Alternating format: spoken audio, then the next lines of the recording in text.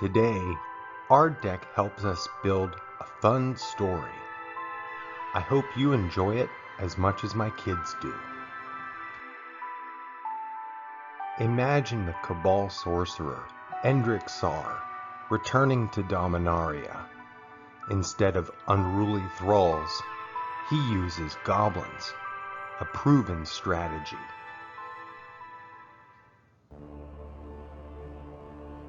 In the early game, we use goblins too. Many of our one-drop threats have some form of evasion. Fanatical Firebrand has haste. More importantly, it helps us deal with an equally opposing early game threat, while Prickly Boggart and Stronghold Confessor have fear and menace respectively, allowing us to get in for early combat damage.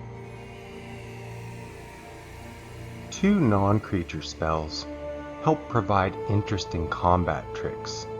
Primarily, we want to remove would-be blockers and increase our initial aggressive tempo. It's important to note how Tarfire itself is a goblin card. This fact becomes important later in the game. Vampire's Bite is an excellent choice to place on one of our creatures with evasion, especially if it has lifelink by kicking it for 1 black and 2 generic mana. Once we have a few threats on board, Bloodstone Goblin really shines. Every time we pay a kicker cost, it gains menace and an additional +1/+1. Cards like Goblin Bushwhacker help give us an additional advantage. When kicked, our creatures get +1/+0 and haste. By the mid-game, we want to be able to remove large threats. Vicious Offering, when kicked, can remove almost many major threats in the Pauper metagame. Boggart Birth Rite, for a single black mana, helps return any goblin card from our graveyard to our hand.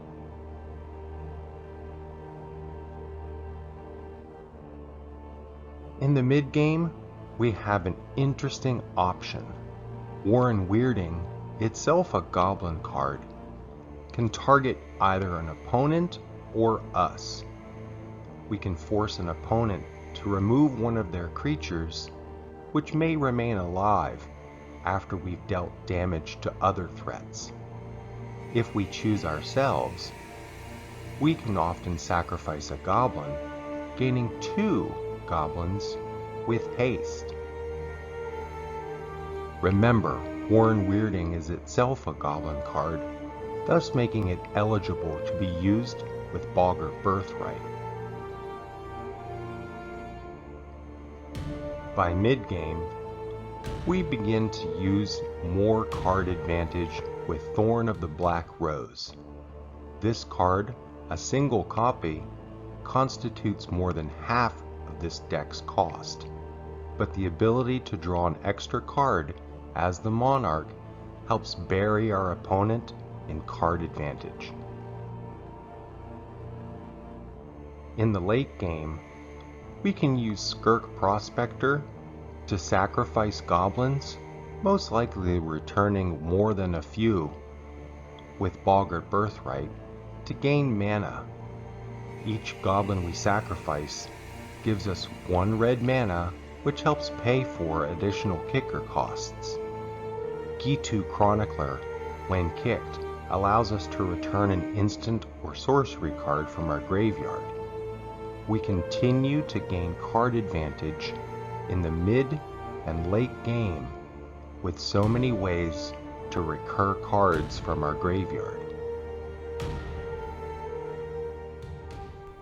In designing this deck, I considered many other goblins, as well as spells with kicker costs. However, I found them to be too expensive in their mana costs, but these 3 goblins do merit extra consideration.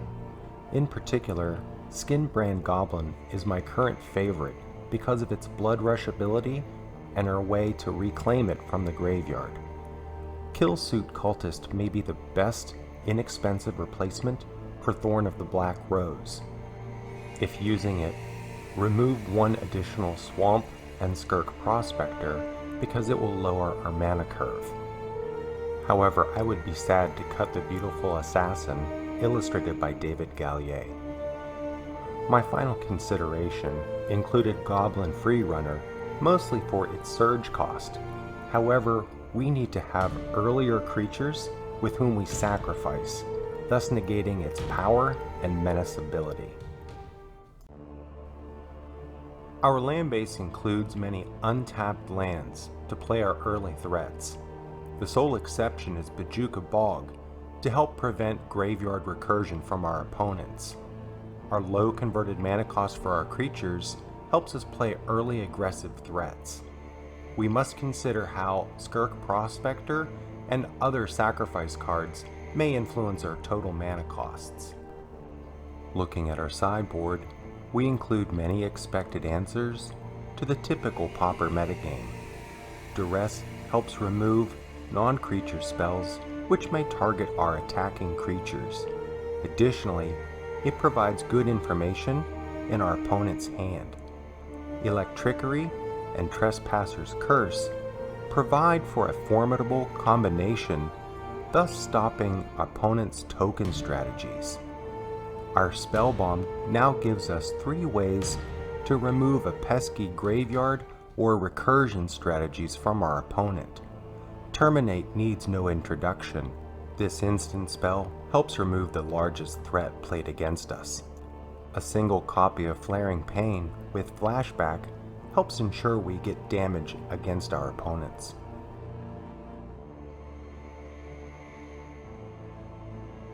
With our deck and short story concluded, what changes would you have made to this deck, if any? Please leave a family-friendly comment in the sections below, and while there, please subscribe to this channel for more new and original decks costing less than 10 tickets. Now, let's prepare for an online match. Welcome to the start of the match. We elect to go first because we have an aggressive tempo and keep open mana for Tarfire. We see our opponent playing Infect, and we decide to cast Tarfire against it. Our opponent uses Phyrexian mana to increase its power and toughness. However, we have Boggart Birth Rite and reclaim our Tarfire, and with an open red mana, we hit it again. I offer a word of advice to new players. Copying winning decks, like Infect, may not replace the experience needed to play them. We use Vicious Offering without needing to kick it because we have no creatures. The 2 damage is more than enough to get rid of yet another Infect creature. But yet again, we see another one come into play. Here, we decide to make their opponent sacrifice it to ignore any pump spells. And now we play our first Bloodstone Goblin. Our opponent continues to look for answers, this time finding a Llanowar Elf. We opt to kick our Bloodstone Goblin with Vampire's Bite. And our opponent cannot block it because of Menace. However, against Infect, our current life totals are less valuable than poison counters we may receive. They now have 2 Infect creatures, and we press the advantage to see if we may get a favorable trade.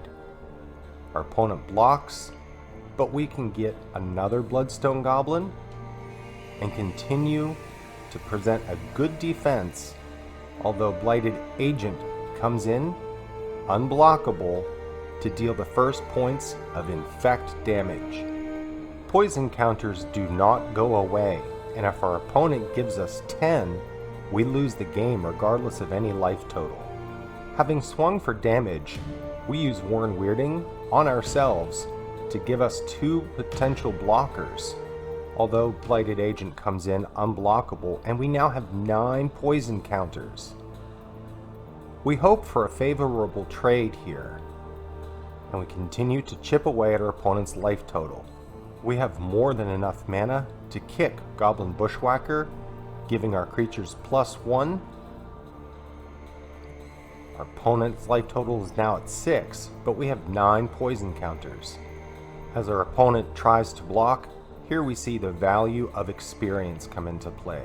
They ask some questions, and we act as good sports, telling them how to undo a problem, but sadly, they concede the match. What new stories will you and your cards tell?